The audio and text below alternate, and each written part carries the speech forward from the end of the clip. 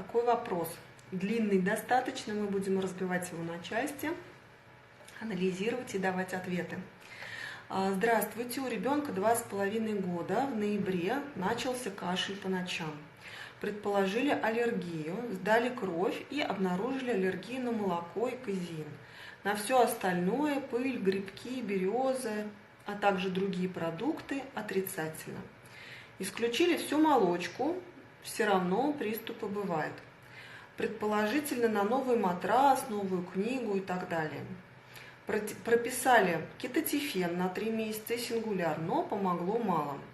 Уже было за это время 2 обструктивных бронхита, 4 отита и фарингит, кашель периодически ночью.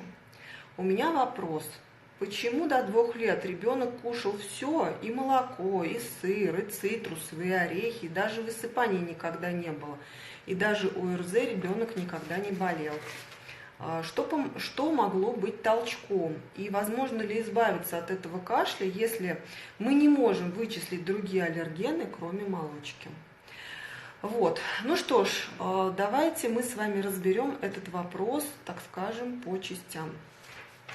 Первое, да, мамы, естественно, интересуются, что же могло быть толчком. Ребенок до 2,5 лет был здоровым, до 2 лет не было никаких высыпаний, никаких аллергических проявлений. К сожалению, не указано, есть ли наследственность еще отягощенная по аллергии, то есть мама, папа, бабушки, дедушки страдают аллергическими какими-то заболеваниями или нет.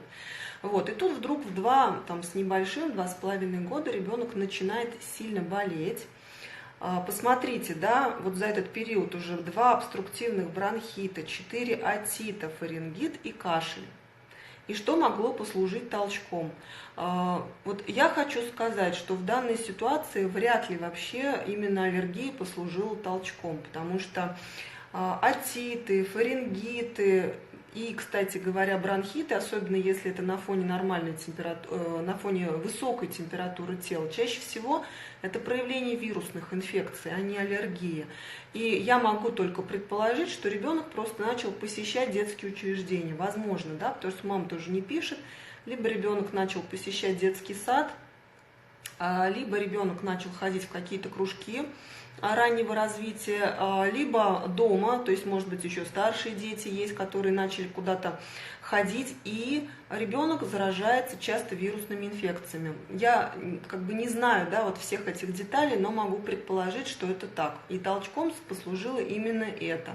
Ребенок начал часто болеть вирусными инфекциями. Скорее всего, просто из-за расширения контактов. Вот, это первое, что я могу предположить. Дальше. Вот эти ночные кашли, являются ли обязательно у ребенка это вообще проявлением аллергии, тем более в 2,5 года? Я хочу сказать, что не каждый, далеко не каждый ночной кашель является обязательным признаком аллергии. Тем более, когда мы выясняем, что у ребенка так-то до 2 лет, да, вот до этого момента вообще никаких аллергических проявлений не было. Почему вдруг у него должна аллергия сразу стартовать нетипичным каким-то вот таким образом, да, в таком раннем возрасте сразу с проявлением аллергического респираторного аллергоза? Просто, к слову сказать, есть статистика тоже, да, то есть в каком возрасте какие аллергические заболевания наиболее характерны. Конечно, в возрасте 2 лет, 2,5 лет мы здесь смотрим, то есть это либо кожные формы, чаще всего это, да, атопический дерматит. Если же это респираторная аллергия, то она проявляется, как правило, достаточно ярко, то есть беспокоит ребенка именно зуд, аллергический ринит, ребенок чешет нос, глаза. Ну и бронхиальная астма, конечно, тоже может быть в этом возрасте, но это все-таки не так часто, то есть не очень характерно. Бронхиальная астма, аллергический ринит, они обычно стартуют попозже. То есть здесь вот у меня тоже сразу вопрос. Сразу подчеркну, что я ни в коей мере сейчас не ставлю диагноз, потому что я не осматривала ребенка.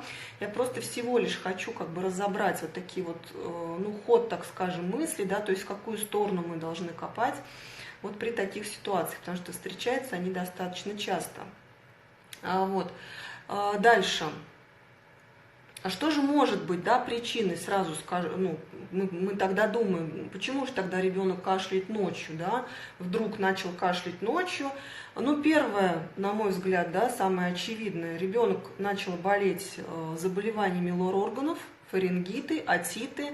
То есть однозначно в области носоглотки, да, вот эта зона, когда ребенок болеет воспалительными заболеваниями, образуется слизь. Ночью слизь, когда ребенок лежит, затекает, стекает по задней стенке глотки, вызывает кашель. Синдром постназального затека. Не обязательно связанный с аллергией. Вот еще раз этот момент хочу подчеркнуть. То есть здесь нужно очень хорошо вообще с лор-врачом контактировать. В первую очередь, да, разбираться с лор-патологией. Это обязательно, уже не говоря о том, что в 2,5 года уже аденоиды могут у ребенка начать расти. Аденоиды тоже продуцируют слизь, и они тоже могут быть причиной ночного кашля. То есть вот этот важный момент нужно учесть. Дальше смотрим. Было сделано обследование, сдали кровь на аллергены и показала аллергию на молоко.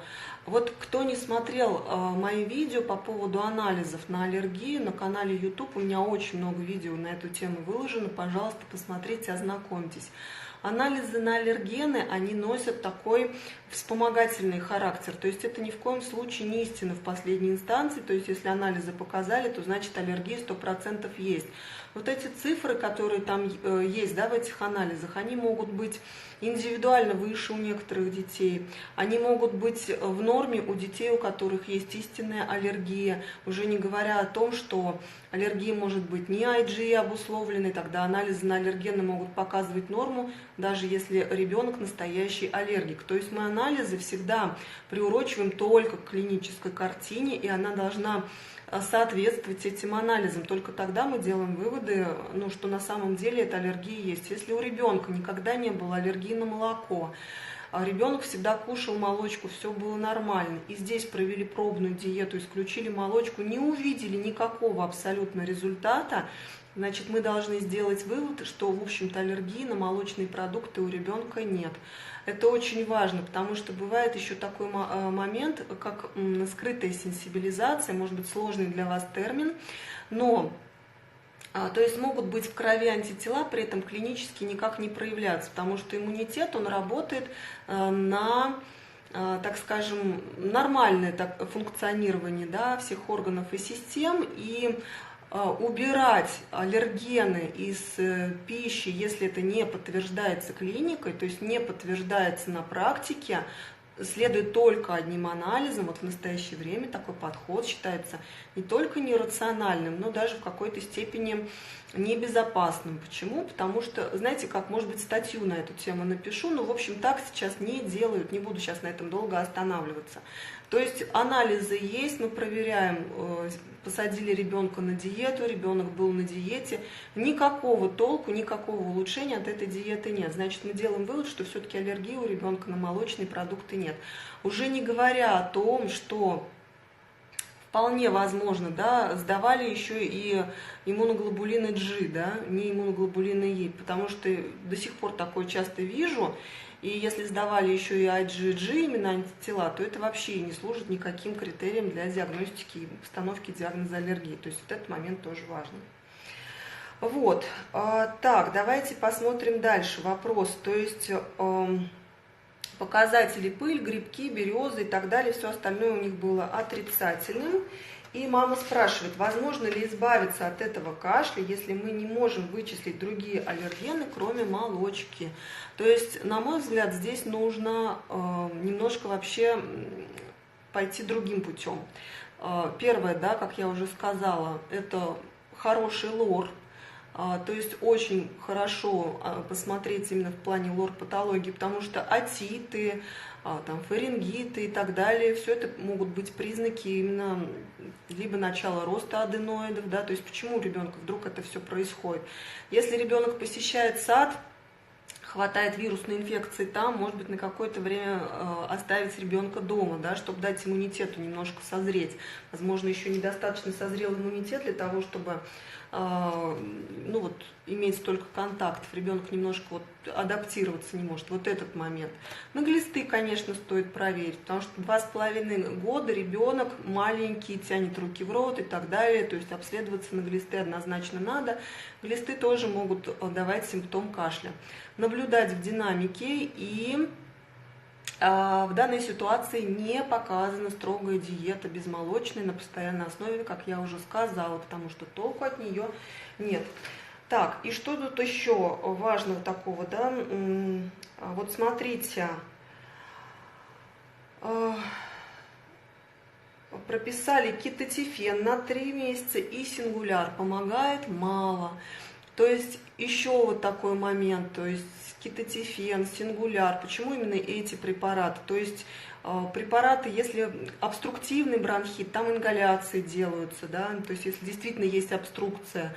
Если обструкции нет, мы лечим аллергический ринит, значит препараты должны быть для носа назначенные антигистаминные второго поколения, то есть сингуляр, он как бы дополняющий такой препарат. Очень много, кстати, вопросов было про сингуляр, но это не препарат первой линии, не препарат, который назначается в первую очередь. Кетотифен тоже самый, не препарат первой линии. Вот. Но в любом случае препараты с антиаллергической активностью, они тоже не помогают, толку от них мало. Тоже это повод задуматься о том, что значит причина все-таки кроется в чем-то другом. Вот. Возможно, причина не в аллергии вообще.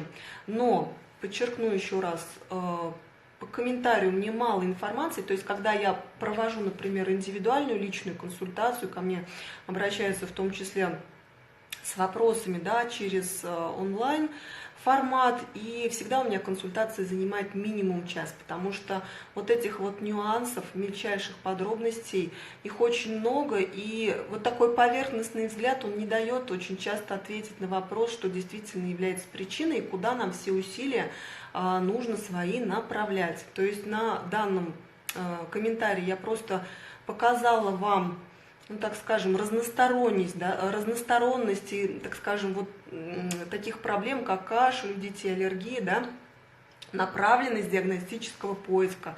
То есть он должен вестись именно поиск в разных направлениях, а не просто по верхушкам, когда мы смотрим и, не разобравшись в сути, да, ну, пытаемся каким-то образом просто погасить вот симптомы, которые беспокоят малыша. Вот.